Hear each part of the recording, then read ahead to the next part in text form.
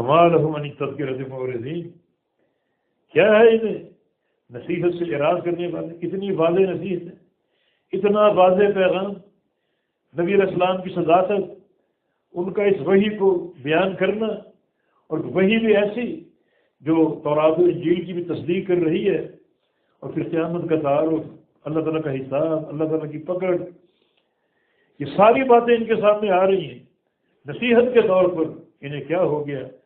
یہ اعراض کرنے والے ہیں اور منہ موڑنے والے ہیں اور بھاگتے ہیں نصیحت سے، کأنہم حمر مستنفرہ، کہ گویا وہ گدھے ہیں بھٹکنے والے،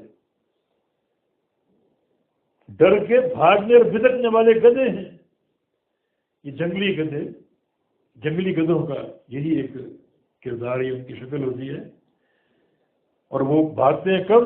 آگے آ رہے ہیں فرت من قسورہ، جو بھاگ رہے ہوں قسورہ سے۔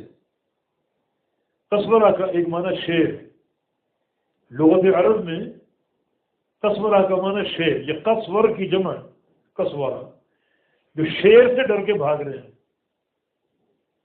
لغت حبشہ میں قسورہ کا معنی شکاریوں کی جماعت جو مسلح ہو کر بھاگتی شکار کے پیچھے۔ جب یہ جنگلی گدھے ان کو دیکھتے ہیں، اس جماعت کو دیکھتے ہیں، تو سخت بھاگتے ہیں، بھٹکتے ہیں۔ جب قسورہ کا معنی ایک تیز آواز سے بھی ڈر کے بھاگتے ہیں۔